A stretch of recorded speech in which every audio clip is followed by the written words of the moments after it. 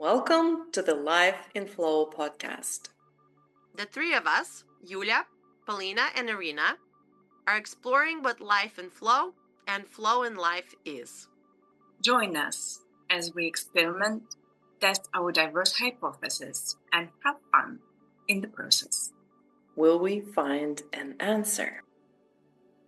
This isn't just an intellectual discussion. We're co-creating a shared field beyond words. We're attuning to what emerges moment by moment so that the conversation itself becomes a group flow experience. And we invite you to become an active participant in this experiment. There will be pauses and moments of silence. We leave them on purpose because this is where magic happens. Go beyond the intellectual information. Listen with your whole body and notice how your somatic experience shifts in the process. Share with us what reveals itself in the space where mind, body, and energy flow together. Welcome to another episode of the Life in Flow podcast. I'm Yulya, facilitating today's episode, and my co-hosts Irina and Polina are also here. And if you are watching this episode on YouTube, you might be wondering, what strange outfits, why do they look like that? And if it makes you curious, those who are listening, do check us out on YouTube. And I will explain a little bit about the outfits later. But for now, I'll just say that the topic or the question that we are exploring today in this episode is what is real? And so the outfits or the personas that we have brought with us today have something to do with that. But before I continue and explain, let me just give you a little bit of background of how the topic for this episode came about. A little more than a month ago, I had an epic adventure and traveled to California from Berlin for 3 weeks. I got to meet Polina in person for the first time in California. So it was really cool to hang out. And then for 2 weeks, I was in a desert, Anza-Borrego desert. And the name of that adventure was Vision Quest, and another name was an Underworld journey. So the 2 weeks that we spent in the desert, we switched almost, but not completely, out of the waking consciousness. The language and our state, they were informed by dreams, by imagination, by poetry, by being in communion with Anza-Borrego herself, with its beings, with the creatures. So it was quite a unique experience, unlike any other I had had before. And interestingly enough, a lot of things were happening in a different way because we were in another state of consciousness. Yet when I returned, those things that happened, they shifted my waking life and what I am, who I am in the waking consciousness a lot, in very deep, profound ways, some of the changes that had been difficult before. And no change is permanent also, so I'm not, I guess, too optimistic about them or thinking that they will just stay and never go away. But anyway, this made me think, okay, we were doing a lot of dreaming there, and yet the dreaming did a lot of very materialistic, I would say, waking consciousness shifts. And I started asking myself, what is real? And it's a question that I had been asking myself before, because I have been having a really hard time integrating my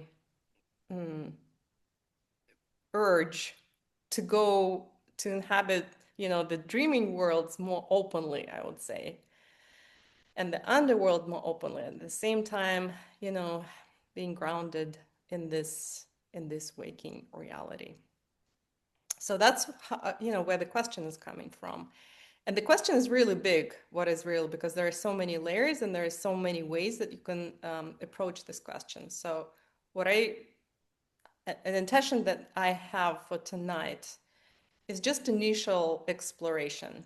And this is a topic I think I want to explore deeper, depending on, what happens today. Yeah. And so, the personas that we're inhabiting today, which are different from our usual personas, is also a play with this notion or with this idea that there is something real, something not real, or what is that real and what is that not real. I don't have any answers. It's just a playful way, I guess, to that one of the ways that we are going to be exploring this. Okay, so with that, we will start. And we'll start as usual with a game. And for now, each of us will say a phrase where real is part of the phrase. Like, this can't be real, right? And then we'll just transform the phrase, each of us. So let's say Polina says, that can't be real. And Ira will do the same phrase, but just in a completely, different tone or with gestures, something like that. So we just kind of like playing with the word itself, real. And each of us will do just one phrase. Okay. I can start. Is it for real?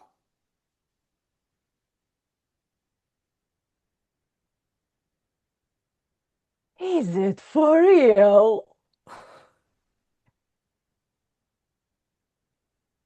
Is it for real?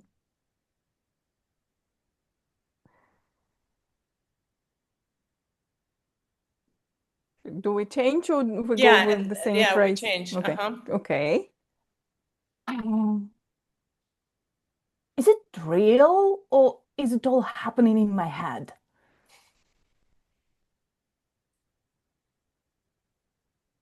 Is it real? Or is it all happening in my head?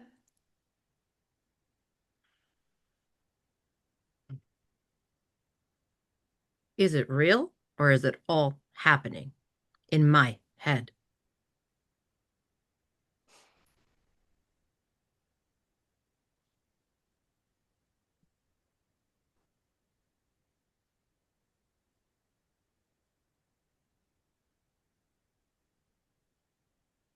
Is it real or is it true?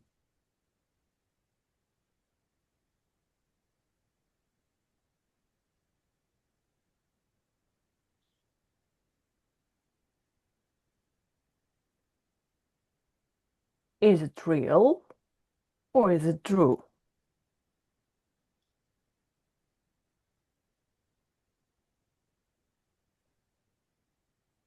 Is it real? Or is it true.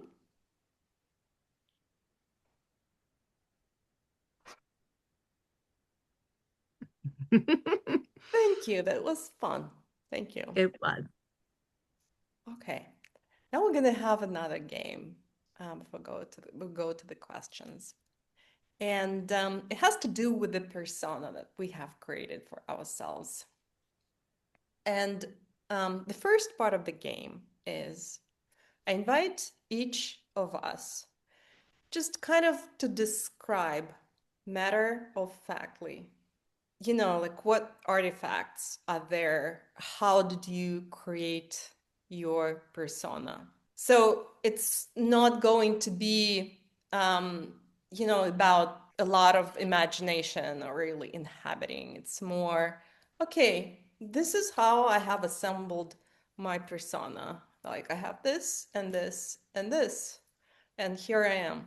So it doesn't have to be long, but just I just want this to be grounded in what's called waking reality. I can start just to give an example. Hi, so today I am wearing this hat. And this is a hat I would never wear in my life. It's a cowboy hat that I brought from that trip to California from a gold mining town. But actually, the more I'm wearing it, the more I'm liking it. And I'm also here with my bushcraft knife. This is my brand, and it's quite like a sturdy knife. You can do a lot of things in the forest with it. You can cut trees. You can dig, but it can spoil. And I also haven't worn this poncho, I guess. Never. This is the first time I'm wearing it. It has been in my wardrobe for 3, 4, 5 years. Who knows? And I am not yet quite sure what it is that didn't quite agree with my usual persona, like about this. Yeah, so I'm here in this cowboy hat with my knife and with this kind of feminine red cloak, I would even say. I'm a woman in red. I am. Okay, well, I'm wearing a red lipstick, which I don't do usually, not because I'm afraid of red lipstick, but I just don't like how it looks on me.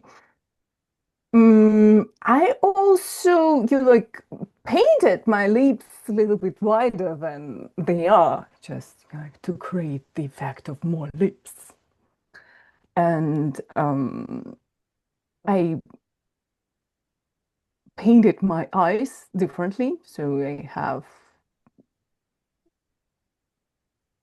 I don't remember the terms how they call it that. It's like I have, let's call it trickster's eyes. And I have also sort of two Horns. Yes, thank you. I was trying to remember the name. Yeah, so I'm wearing two horns made of my hair, which is something that I could wear maybe even 10 years ago. But at a certain point, I decided that I'm too old for this shit. Are they horns or they're buns? Did you mean? They are buns, but they are buns. They look like horns. Yeah. Okay.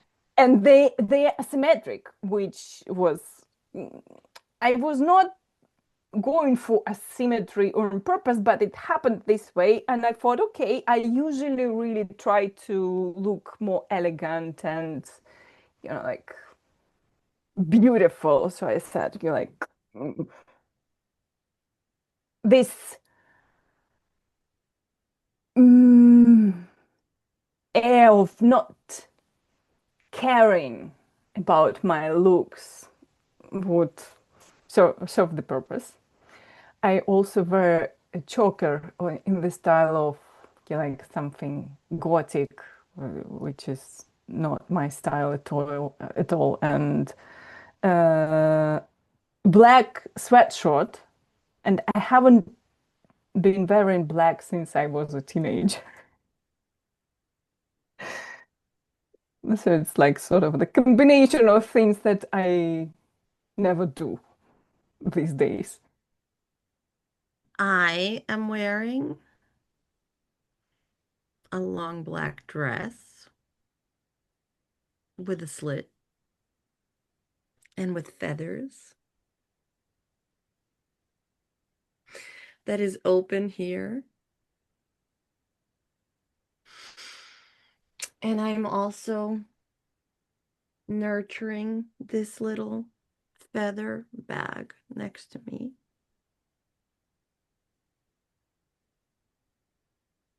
I'm not wearing my glasses because this persona doesn't wear glasses and I don't have contacts. So you're all very fuzzy. And I am wearing sneakers that I would never pair with a dress like this, nor would I wear a dress like this, even though Yulya thought that this is a normal persona for me. But it is not. I wouldn't wear a dress with feathers. Maybe now I would because of my connection with birds recently, but not in the past. No, this would not be something I adorn myself with.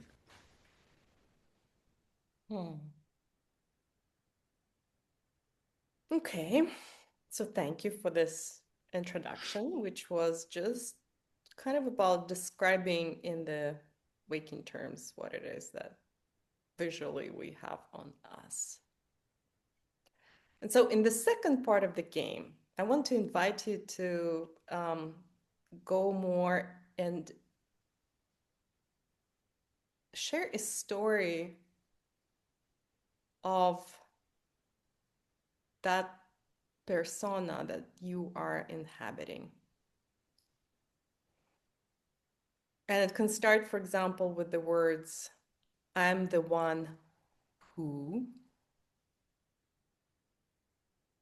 or it can start, or it can be a story of you in the first person, place, face, person, but everything is first. So, like, I am wearing this, like leather boots, and I'm opening the door of a pub with a kick of my leg, and I'm coming with a lot of determination. So whatever your story, I want you to, it doesn't have to be grounded in this reality, meaning like where you're sitting now. But it has to be real for you to some extent. In some ways, it has to be real with you, for you.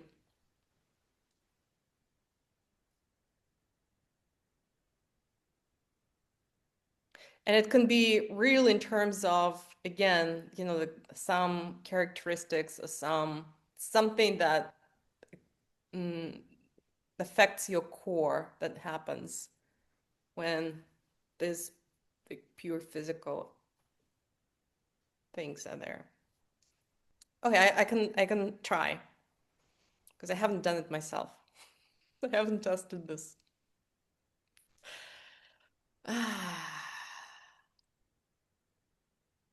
I'm just the woman who's so daring. If I want something, I just go for it, even if it means that I'm gonna kick that door with my leg. My knife is always with me. I haven't used it once. But it's just something that is always there to remind me who I am and what I'm capable of. I'm wild, and nothing can stop me.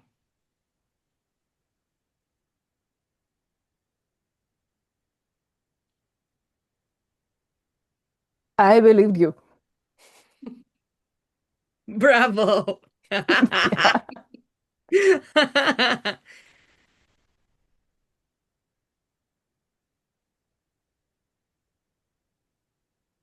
Polina, do you want to go? No, Irочка, go. Okay.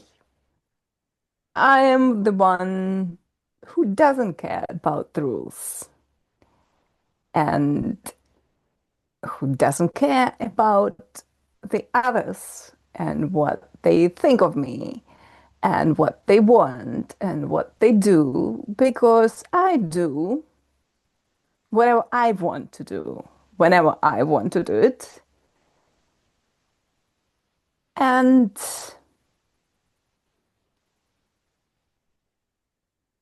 if what I feel like is to destroy the world just for the sake of the fun of it, I will do it.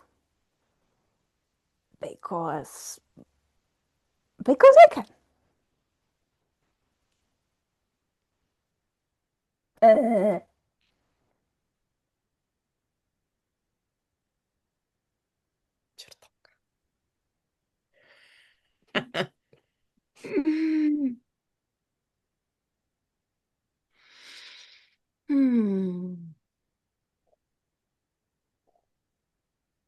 I am the one who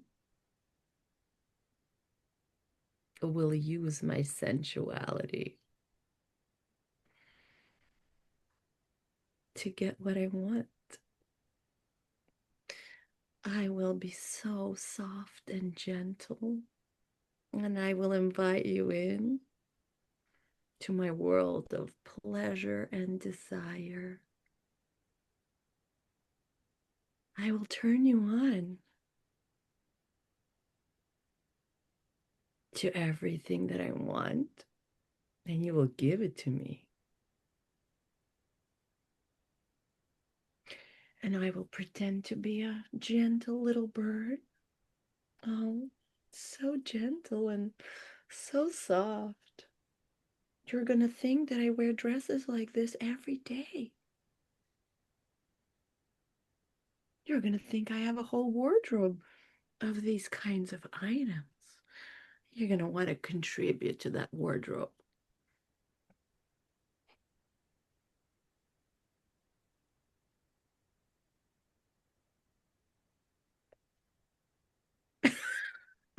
you have almost lured me in.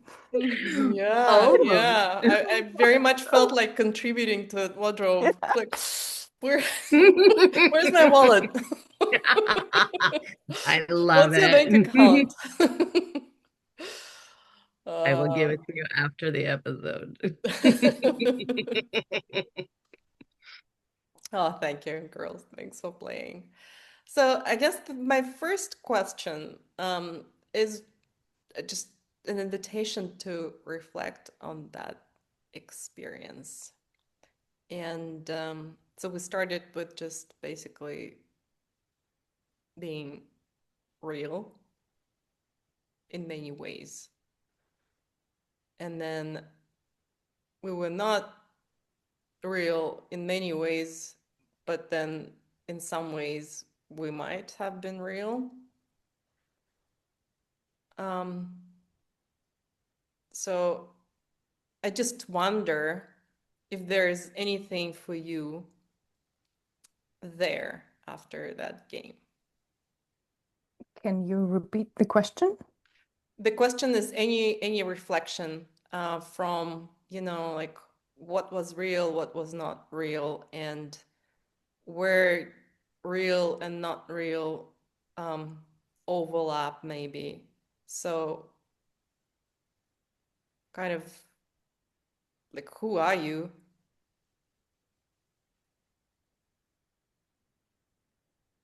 Who are you now? Are you someone who is, like painted your lips, or is there something more behind that? What is real and what is not? I felt like it was all real. If I'm occupying a part of me, even if it's not a part of me that comes out very often, even if I'm pretending a little bit or I'm pushing my edge, it's still real because I'm occupying that space in this point in time. So even if it's a persona, if I'm really occupying it, then it's real. Mm-hmm. And it was quite comfortable to play this little game. There is a part of me that's quite comfortable with this game. And I like it. So it's as if an excuse for a part of you to come alive. Yeah.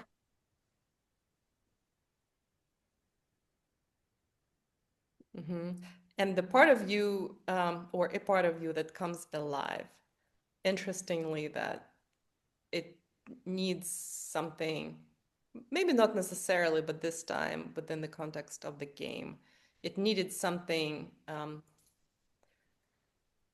let's say an artifact which is of physical nature, and that artifact somehow took you to another state, maybe to another state of consciousness, maybe to another perceptual world. I'm actually, this is my speculation. Well, can I adjust your speculation Of and tell you course, what's yeah. true for me? All of this was more for your benefit because I don't need this outfit to occupy this persona. But in order to sell you better on it, I need to give you the visuals. Okay, well, thank you, Polina. It was very gracious of you.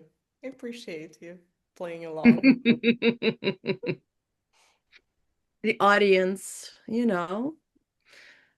sometimes doesn't want to do the work of locating what exactly you're feeling. So it's easier to draw them in with the visuals. Okay, so the visuals for you don't really play a role. I mean, it's a bit of a flirt, so it helps with the flirt into the persona. But I could occupy this persona in, jeans, in my pajamas if I wanted to. But I don't know. We would have to experiment. Next time I will come in my pajamas and I will go into this persona and we'll see how effective it is. Maybe we should pause this recording and do an outfit change. We will have another one on this topic, so for now we'll just continue. So next time we'll do pajama party.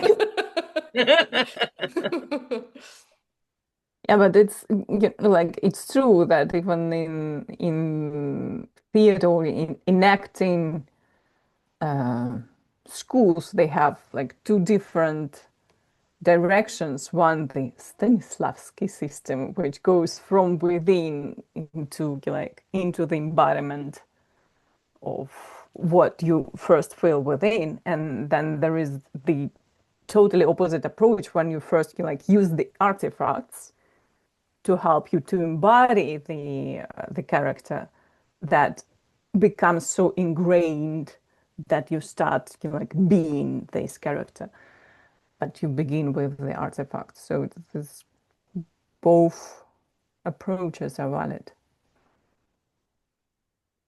I, for myself, can say that there is a part of me which is very, like close now to the surface of my consciousness, of like the awakened awareness that doesn't believe the character that I played out.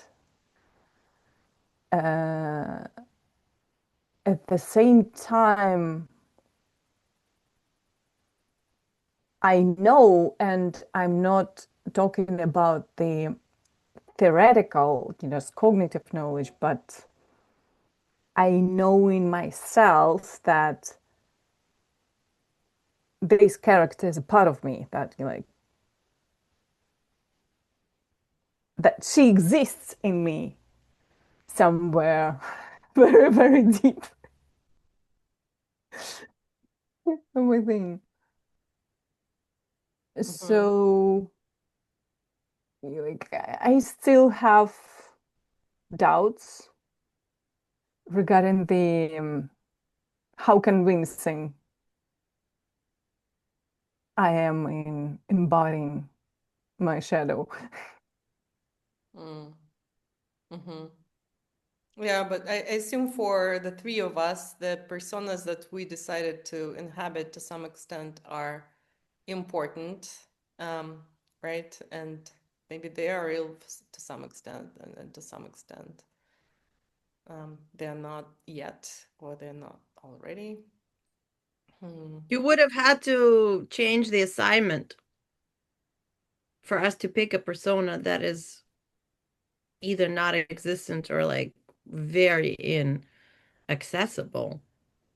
Then I probably would have picked something else. Yeah, but that wasn't my idea. My idea was just to start experimenting. So maybe, we'll experiment with personas and theatrics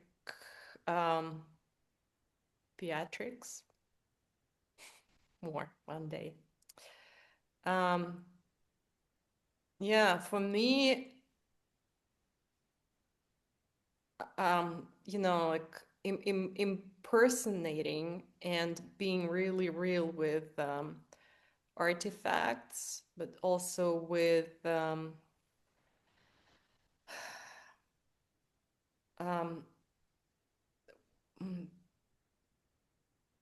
with how I speak if I'm being that, or playing playing with some real situations, like, walking with my knife somewhere, knowing that my knife is with me. It's just somehow such a powerful way of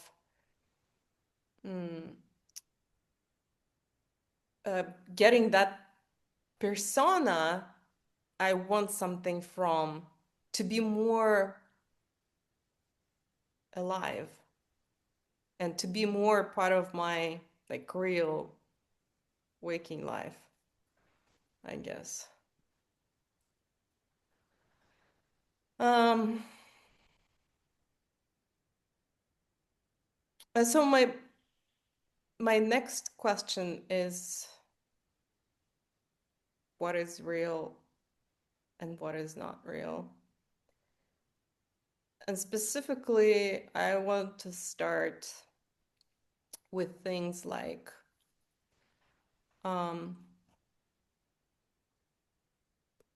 sometimes, or actually not sometimes, but often brushed off as not very real. Like our imagination, for example. Imagination that sometimes, shows us some things, whatever, words, images. And if we're to make an important decision, so like, is it really real enough for a decision? Our dreams, maybe. We did talk about intuition.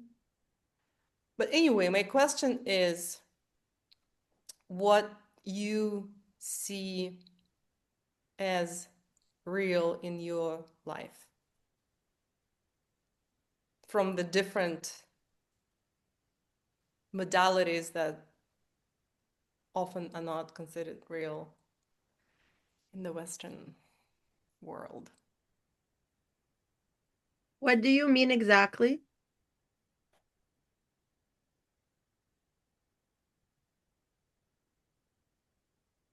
I mean,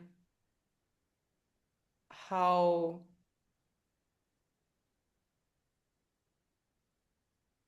real was something in your imagination. Let's say you were walking on the beach and there was a flash, a word, an image, or whatever.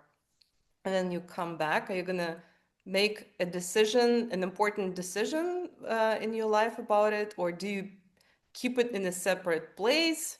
Like, what's the place? How real is it for you?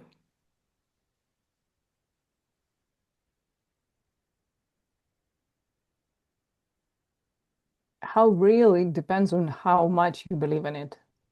Like On how that much phrase, how much you believe in it. Okay, so what does it mean to believe in it? Uh,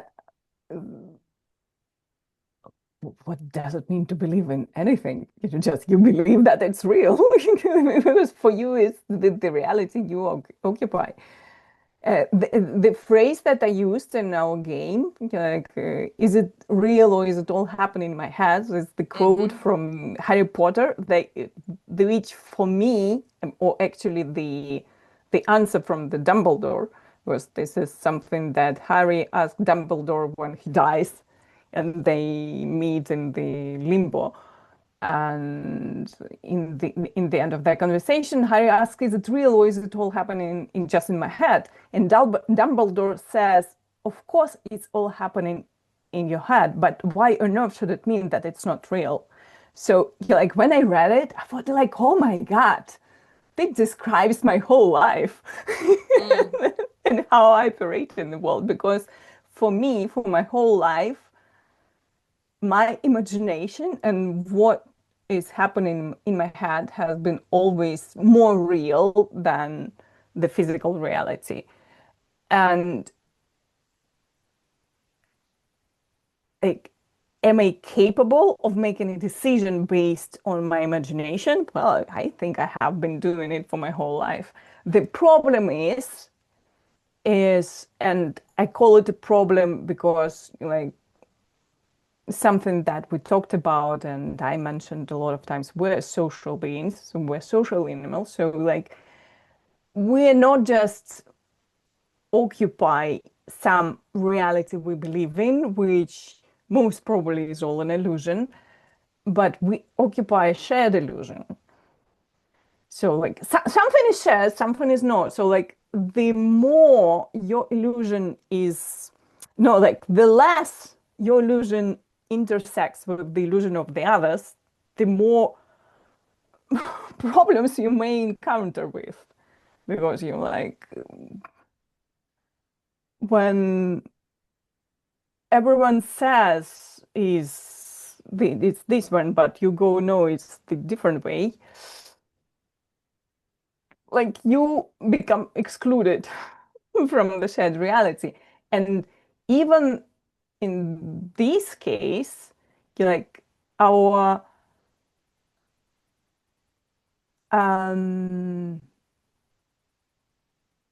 capacity to believe in the illusion that is shared is something magnificent. Because I have read once about the experiment, like, this kind of social experiments, they have been quite popular since, I think, 60s or 70s, when they gather a group of people and they show them, let's say, a white cube, and they ask them, what color is this cube?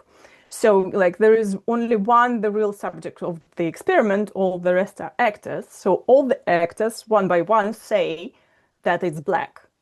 So the real subject of the experiment always answers the last one, And in the majority of cases, there are people who like sustain that no, it's white, but the more than the half cases, the people would say that it's black. What's curious is when they interview people after the experiment and they ask them why they said that the white is black, they don't say that, like everyone said that it's black, so I didn't want to look stupid in front of other people. So I said the same that the other people said. In the majority of cases, people don't even, they're not even capable of explaining why they gave the answer they gave. So there was an experiment where they did like this similar game, but they used the NMRI to check what is happening in the brain of the subject of the experiment. And what they discovered that when the person starts like receiving the signal that everyone in the group describes the reality in a different way, not what the person thinks he or she sees, the activity of the brain responsible for the visual gets activated. So it's just like an interpretation, is hypothesis that the experimenters made. It's not the real set in stone, but they suggested that it might mean that when we are confronted with the shared reality that doesn't correspond to what we believe is the reality, our brain begins to change what we actually see. So our shared illusion is so powerful that actually we start believing that something is real just because the other people say that it's real. And so, from what I understand, so you called those worlds, the collective world and the individual world, you called them illusions. And the way you talked about it, it sounded like your type of illusion based on imagination was somehow rather unique, and it made you feel more isolated than other people in a different type of illusion. I was maybe in the waking state illusion. So is that? Yeah, that describes the major part of my experiences in this world. Mm-hmm.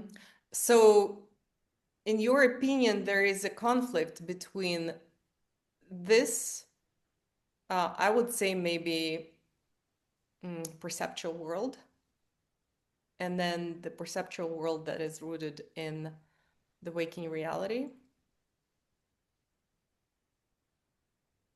It might be perceived as a conflict. And So is there? It's like you ask the question like, would you make a decision based on your imagination? So because these decisions are having like physical consequences in the physical reality. So, and I believe that if like my belief in my imagination is powerful enough for not letting the collective illusion to influence me, that I might have the power to influence more the physical reality of my imagination than like what the collective illusion will influence. So this is what magic is about. But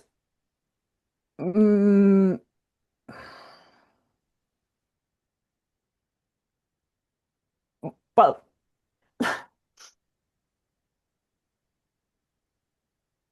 a simple example. Let's imagine that like I meet a guy. I see certain signs in his behavior, and that in my reality, in my illusion, creates an interpretation that he's into me, like that he likes me or he is in love with me, whatever. Like, and I feel certain pull towards him too. So I live in the reality where we like each other already. But then this person doesn't present the behaviors that confirm this reality. It might be that it's something doesn't matter, that like if my personality says, well, okay, like I don't care, I will go to find another guy. But depending on my personality, for example, if I perceive this as a rejection that is very powerful for me, or really painful, then it is a conflict and it is a problem. So like I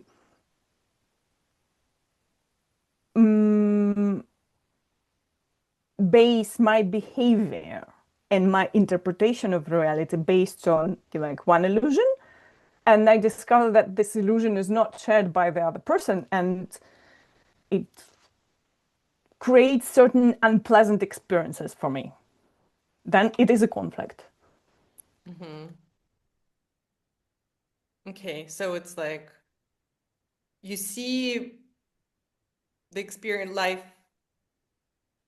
basically as a set of different illusions, and in some illusions there is a match of the illusions, and then it's easier to,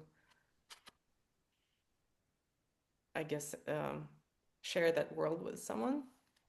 And with someone doesn't work this way, there is like a clash of illusions. Yeah, like there are some pieces of the illusions, if they don't intersect, it might not matter, okay? Or it might be even the source of the inspiration for like amplifying our worldview and for creativity and discovering new things, etc. But when these parts of the intersection where like I believe that they intersect and I discover that they don't, they might be critical. Like if the relationships, if this contact is critical somehow for me, if it's important in my illusion. Okay.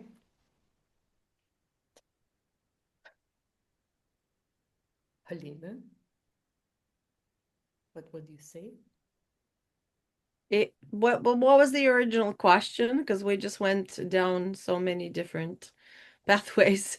Whether or not I would follow something that could be imaginary or not real, because it appears to me. What kind of worlds do you inhabit? Let's say some real that you can touch, some not real at all, and how do they inform each other?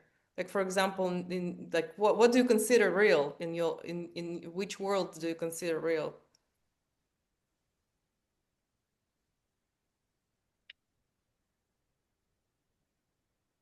I mean, I actually don't know how to answer that question, because I both simultaneously believe nothing is real and everything is real.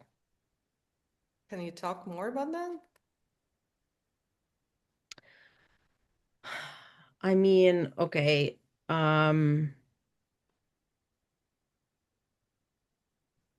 everything is an interpretation of what is being presented.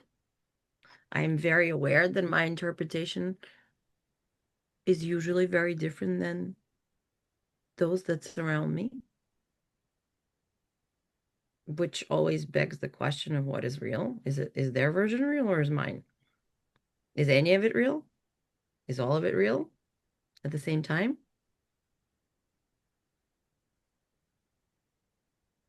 I mean, this is a question that I've lived with since I was little, and I've shared with the two of you in this format before.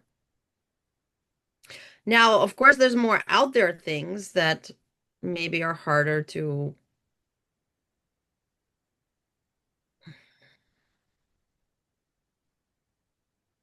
Like when I shapeshifted into a bird, was that real? Was that experience real? It felt real.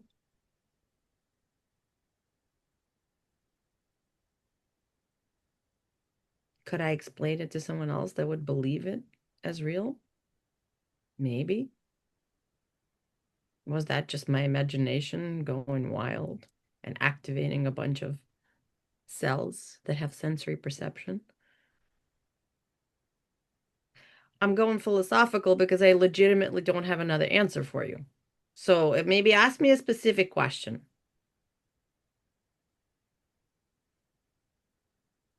So the context that um, I would like to explore is, let's say, in the world where a lot of people, most people, at least in the countries where we live, like in the West, they have a very clear definition of what real is and what is not real. And um,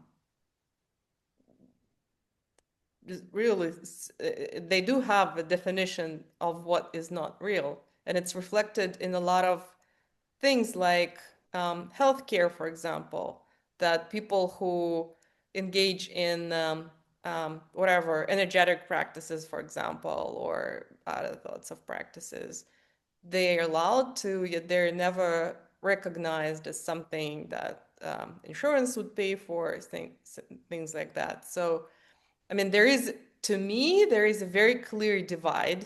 Well, maybe not a very clear divide, but a clear divide, which for me has been creating an experience that if I live also in another world that for me is real, then that creates a lot of tension with this world for whom, for whom, be it imagination, be it dreams, be it traveling, into the underworld, be it any other way of receiving information, if they do not recognize it, then I am always someone, like on the fringe. It's as if I lose a little bit of my legitimacy.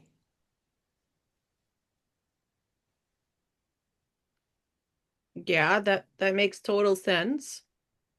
But I've literally lived in that space my entire life. And then the tension that you describe, you did say tension, right? Yeah. The tension you describe has only gotten easier for me personally when I just started accepting that nothing is real and everything is real. And I just started accepting my position in it. But what does it look like in your life? Nothing is real and everything is real.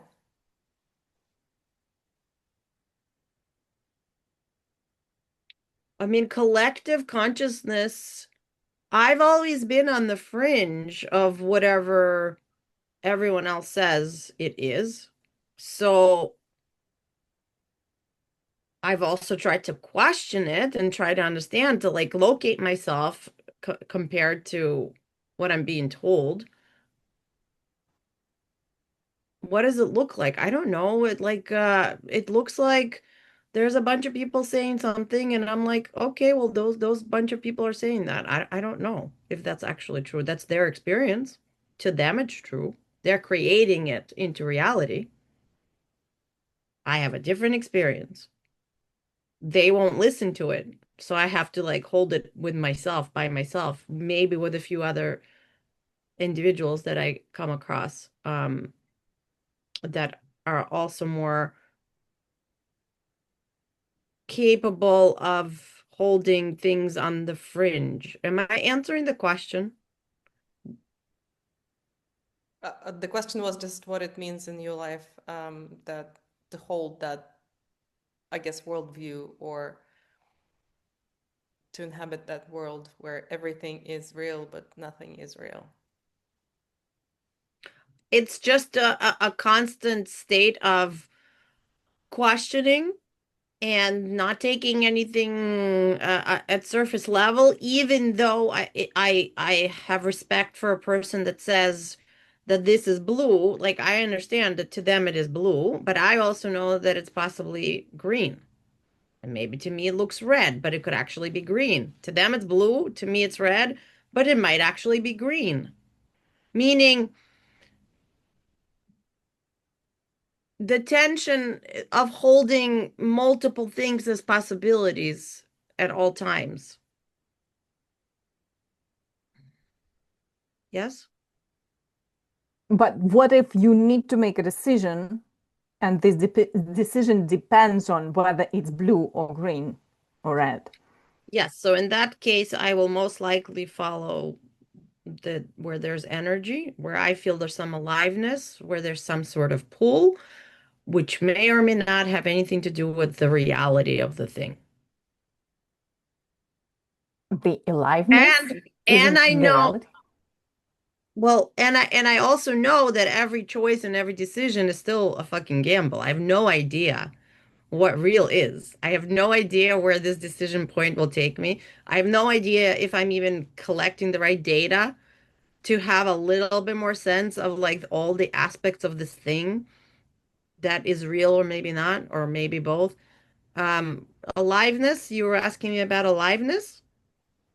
Or were you saying? It was not so much a question, but rather a comment, because you said, yeah, like I will guide myself by the aliveness of the energetic pool. Like I feel independently how real it seems or not. But to me, when I hear to me, this aliveness exactly makes it more real in comparison to other choices, to other illusions.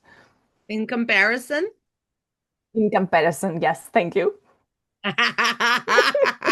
Yay! We caught it. I don't know if it makes it more real. It just makes it something I want to engage with. I wouldn't say it makes it more real. It just makes it Okay, something I want to engage with. okay, let's use different terminology. It makes it more alive for you at this moment. Exactly. I just feel like this is what I want to try. Usually when So, I make decisions that are more from the head and there isn't that aliveness aspect or whatever, the decisions from the head don't feel very fun and they're very flat. They don't usually have any juice to them. Yeah. Okay, and what has juice? What makes something juicy for you?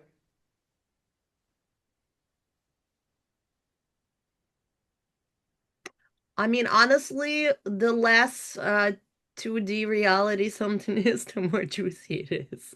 The more it defies the logic we've adapted for this reality, the more outside the bounds it is, the more I feel like a Skoda following it.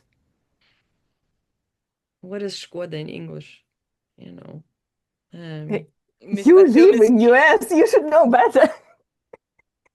no, but there isn't a word. There isn't a There one-to-one. is one. Okay. They're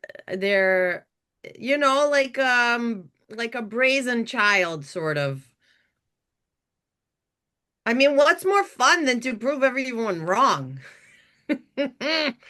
There's nothing more. Well, it also can have a big cost associated with being shunned from society. Mm-hmm. And also, like in my experience, for example, but I don't invite us to, and I'm not assuming to extrapolate it. I'm just explaining my own experience Yeah. because it's my particular case. But um, in my life, the motivation to prove something to the world that they're wrong and I'm right just have stopped walking, I think, 20 years ago. I mean, um, just the reality stopped responding to my attempts to, like, manifest whatever in my illusion. If I'm coming from the motivation to prove that the world is wrong and I'm right. Yeah, I didn't say that I want to prove it. I agree. Proving it But didn't work. you said that. I mean, doing something that is against the grain and doesn't work the way they say, just from my experience, not to prove it to Okay, them. okay. But there is no proving because people that share uh the illusion of reality and are very committed to it are incapable of letting an outlier enter their consciousness. They will do everything possible to make sure to explain away this outlier in ways that fit their reality. So there is no way to prove it. So but it's fun to do it for you, for me, it's fun. It's cool. It's expansive. Okay, Okay, so I'm okay. hearing it's expansive. Is that part of being juicy? Yes. Anything else? So I'm actually now I'm wondering, there are some costs associated with inhabiting those perceptual worlds. This is how I would call them, that are not Yeah. shared by or are not considered legitimate by the majority of the population that you live with. Right? Oh So, yeah. like, what are the benefits? Why hold on to those perceptual realities or In my case, those worlds? I cannot live if I'm living according to other people's reality that it is not real for me. I start shutting down. My body starts getting sick. My mind starts getting sick. I start losing my access to why am I here? Like, what's the point of all this? I've had this experience. Nothing works. So it's as if you were limited, you put into this one plane, then your being starts suffering, or it just goes into some kind of reaction that, um, yeah, Well, beings. first it's rebellion, right? In the Mhm. beginning, like for the first maybe 20 or 30 years, it's rebellion that leads nowhere. Then it's complete shutdown that also leads nowhere. But the experience has been of like fitting yourself into something that is not the shape of you. Like it is not, if it's not the shape of me, even though I don't necessarily have a shape, I want to occupy different shapes. But if you're going to tell me I can only occupy this shape according to your rules, what's the point?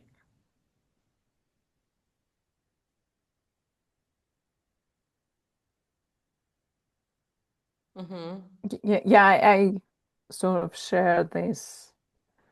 The world is dull and the life became pointless, and my body enters into depression and doesn't want to leave. So the way how I say it, I simply don't want to live in the world without magic. Yeah, it's a really good way to frame it. I don't know if I would use the word magic, but I would maybe use a different word, but it's the same sentiment. Yeah. Yeah. And Okay, you, so you yeah, I think it's the same with me. I think it's not that I even chose to occupy this world, this right. experience. I think it's more that I found out through a lot of iterations and pushing it away and pushing it away and away, and then really just finding myself at bottoms, just going down deep and down deep. Um, Mm, yes, and so every time I would go down and I would discover that the thing that makes me alive again somehow has to do with you know, other states of consciousness or other perceptual planes. So, but the problem that I think the way that I was trying to manage it was still to put a big divide between, you know, what is it, the reality that I can share, you know, with the majority of people who I exist with, and my own reality. And I do share it with not specifically my reality, but, you know, just like in broader sense, different realities with you and with some other communities, but I didn't find it very sustainable, that combination of, you know, um, building a wall and separating the two, because there is a lot of energy that goes into maintaining that wall. And actually, I find that, you know, that state of that those other states, they're very rich, like in terms of information that they can provide for the waking life. But it just, you know, but it also makes those decisions in the waking life look weird because they come from a different perceptual plane. So that's kind of the, you know, what I've been playing with. I mean, like, what is real so we can each live a happy life. Um, Now, the next question is, what is happy life? Yeah, but also, funny enough, like the basis of psychology and coaching, for example, is all about changing, like creating more potential perspectives on something and shifting yourself out of just a one way to look at it, right? And then, like, when you create more perspectives as possibilities, then you start seeing that this thing you thought was real is only one potential possibility, and that is the gateway to not reality, but what reality do you want to choose for yourself and pursue?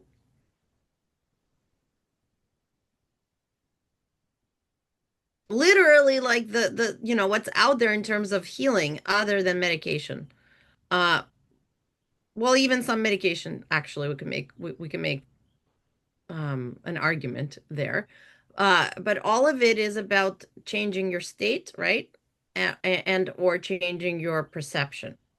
So if perception is changeable, how can there be a reality? yeah, only many realities. Hmm. So if there's many realities, why would I choose one that doesn't excite me?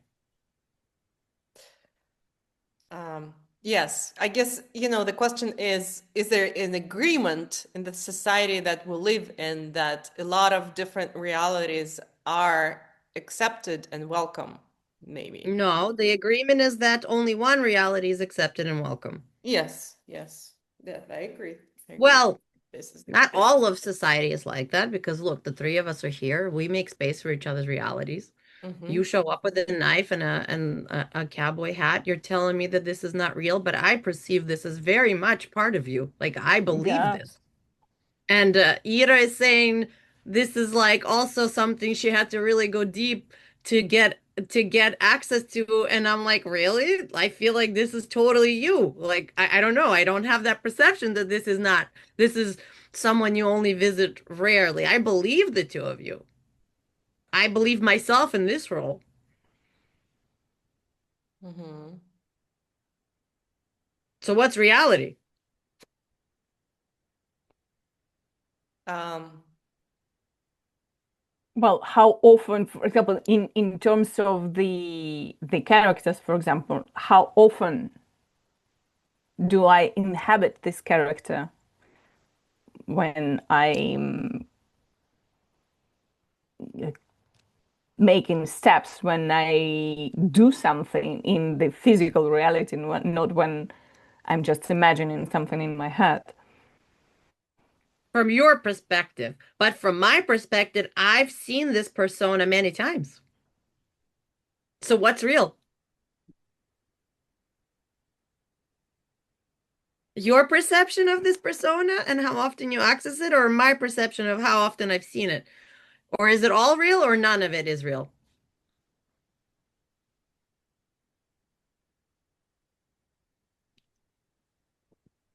I can also That's true. totally see, Ir, that this is a very important persona for you, like, some big part of you that is there.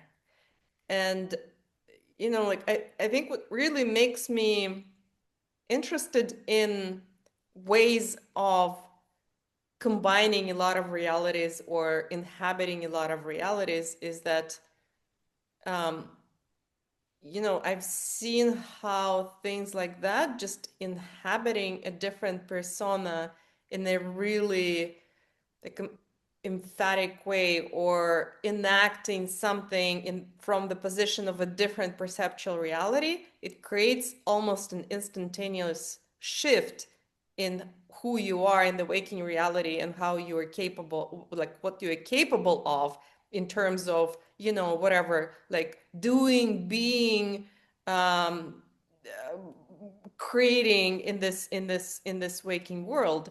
And so that makes it also kind of a thing that I cannot see myself, just giving up and going to therapy for 5 years. But to me, like there is something, there can be like almost a magical spark. For example, if let's say Ira appears here with us and we just happen to witness something that is really um, that really wanted to be witnessed, and then it's like and something defying time scale and our ideas about change and how it happens, it takes place just like that. That's true. Sometimes when I'm wearing the wrong outfit and I think about a thing that needs to happen, I forget that actually I could totally do this thing. Let me put on some overalls and I can fix this gate. I just forget that I have access to all this stuff, Like if I'm wearing a dress, I'm gonna be like, oh, how can I fix this freaking gate? But if I put some overalls on, I could do it myself. Yeah, isn't that cool? Yeah. Like I wore this hat today at a different session that happened before our recording, and I was 5 minutes late because of this crazy difference, time difference still between Europe and the States. And I'm just like, whoo, joining the call, and the people know me, and here I come in this hat, wearing this hat. And it's just wearing this hat. It's again something like an artifact that you can touch. And yet, that call and me in that call and with those people was different. So, was it the hat that was real, or was it, another me that was real, or was it something in the air that was real, or the way Or that them those. responding to the hat, them thinking, oh, this is weird. Yulia's wearing this weird hat. Did she come from some kind of like Texas adventure? What's happening? Is she a horsewoman now? Wait, is she like off to the Amazon to do a dig? What's happening? Yeah. Anyway, I showed up. like, Well, I showed up for a live event this past week in New York, and I didn't wear my glasses and my hair was down. Usually on Zoom calls it's up. And the women were like, "Oh, Polina, is this you?" It's like they were all really surprised at me without glasses and my hair done. I was like, oh my God, it really changes the perception, just like those two simple things, glasses or no glasses, and hair down or not. For some reason, the perception of the person really shifts. Mm-hmm. Exactly. So it feels like almost there are these doors, like invisible doors everywhere that, Yeah. you know, but somehow to see these doors, you cannot go too deep and just be too grounded in the waking reality. And then the waking reality does want you to be grounded. So, yeah, sorry, you wanted to say something. It was, I just remember the story about the importance of the appearance and how it impacts the perception of like other people and how it impacts their reality. I just remember uh, one of my teachers of the feminine practices, she used to say that when you make your hair, when you put it high, so it gives you the energy of like more power, you're like more powerful woman. And so like if you want to be more submissive, you need to to take your hair down. You're like not well, maybe loose, but just not take it high. And I remember that I was dating a guy, I think, who had some sort of problems with the powerful women because he was not very secure in himself. And I was wearing this like huge bun on the top of my head. And in the middle of the date, he's like very nervously, he says, "Please, can, can you take it down, please? You're making me nervous." Wow. Wow. And you just say, bye-bye, my love. Mwah.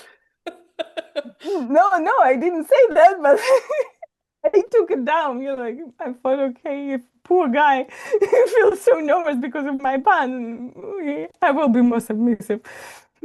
It didn't Yeah. help him anyway. So But what an example. I mean, I forget how the externals can really inform the perceived reality from the outside because I'm always feeling me. But even, I guess, today with this outfit, I am occupying more of my sensual female, right, feminine energy than I would in a sweatshirt. So then what the hell is real? Like, so reality is something we choose to dress in the morning. It Which is. reality I am I think dressing today? it And is which, a type of Mhm. reality. Yeah. and it does help you to occupy a certain state, Mm. and your state influences all other things of how you are interacting with the reality, with the world around you, with yourself.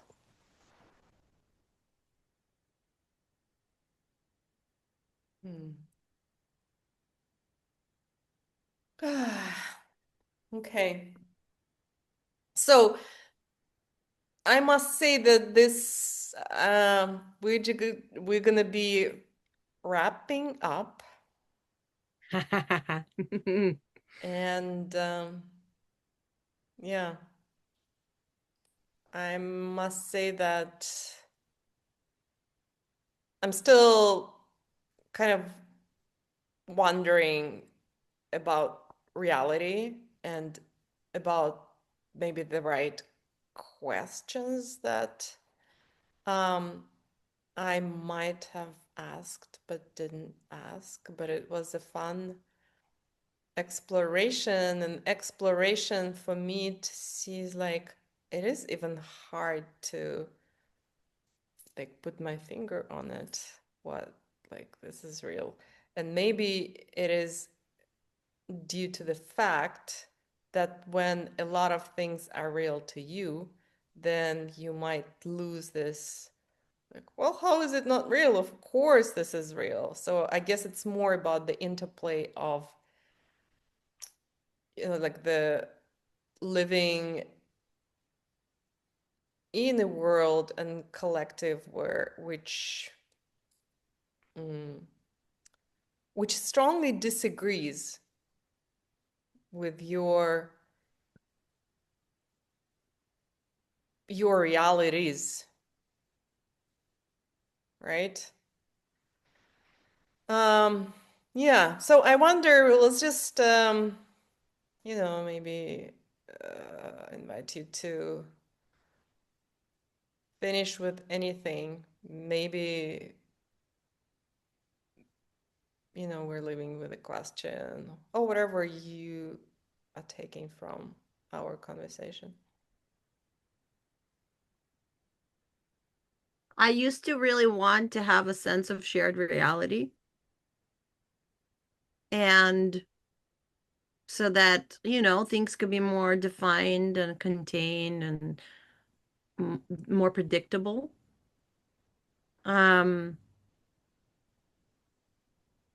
And yet that was very binding and very limiting. And so in this season of my life, I find myself completely on the outside of shared reality with many people. But in certain containers, more shared reality, but on the outskirts of a mainstream. And it's very freeing. And there's joy and enjoyment and a sense of aliveness. And my hope and dream would be that those of us that are in more of a, straightforward reality would find some room for those of us that are not, so that we could all still love one another and interact with one another with respect and spaciousness. And I don't know if that is possible in this incarnation. And that is what I have to say.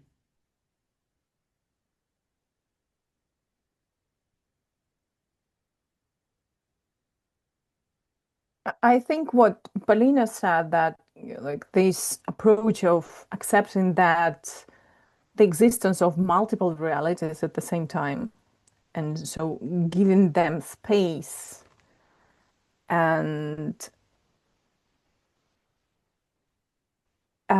letting them to find this, confluence, convergence, or just letting them be at the same time. I think it's a very good reminder.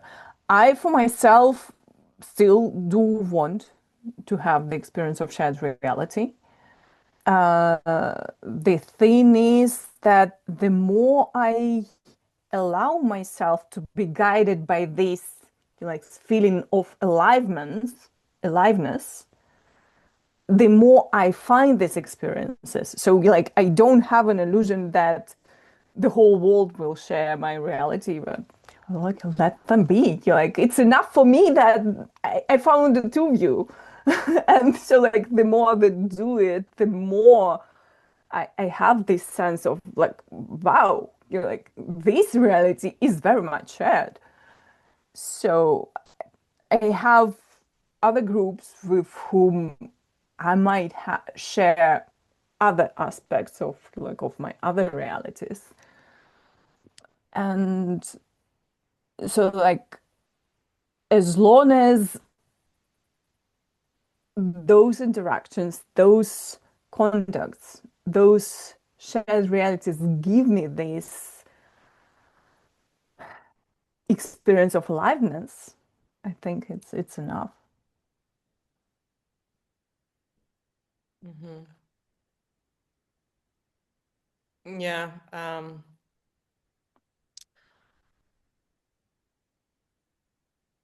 I think I came to really just treasure those experiences as maybe the experiences to live for, experiences that emerge in this, outside of the waking consciousness. And what I think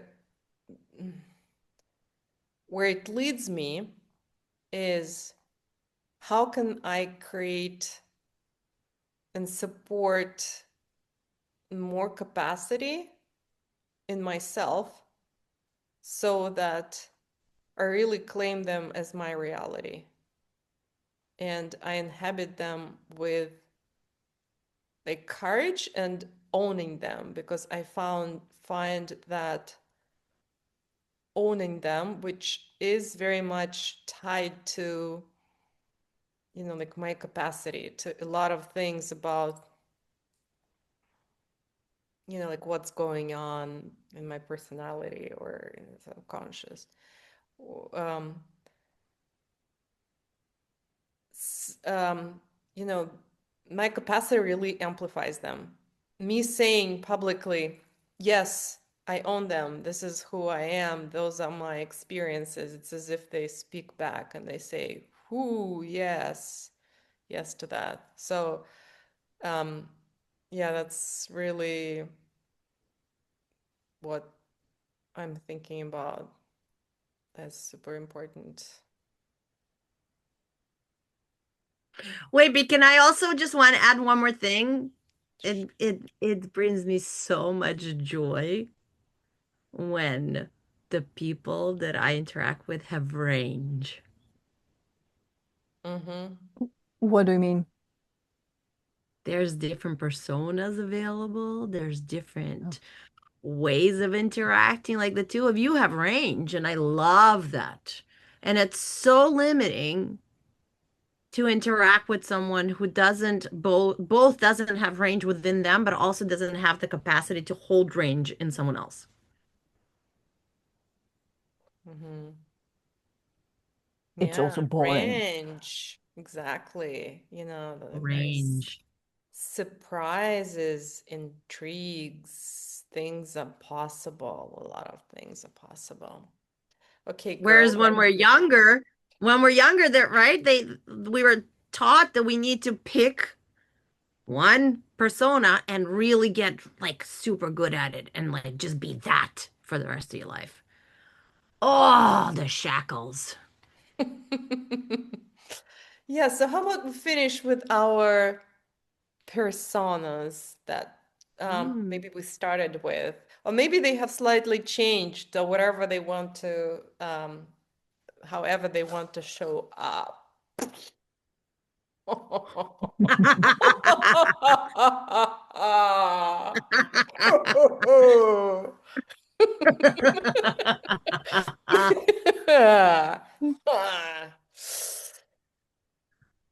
I'm so delighted at your range. Give me my horse. I could give you my bird. Will you take a bird instead of a horse?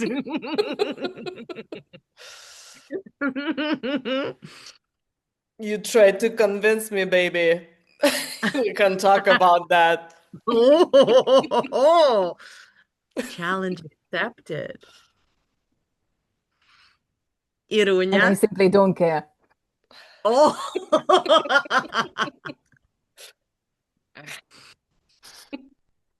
Okay. Your range is so juicy, girls. Yeah. Well, wishing everyone those juicy ranges and reality that sometimes knocks you down because it's so juicy and incredible and so worth living for. Thank you for being with us. I'm gonna think about having more episodes on this topic. It has, yeah, I need to digest it, but it was fun. See you next time. It was fun. Thank you. See you. Thanks for listening. How was it for you? We believe that the more people experience group flow together, the better off we all are. More connected, more creative, more alive. So let's expand the field. If this episode resonated with you, help us spread the word. Share it with a friend, leave a comment, or give us a rating. We love you. Do subscribe so you'll know when the next experiment comes out. You can also connect with us on our Life and Flow group Substack. We'd love to hear from you. Let's keep flowing together.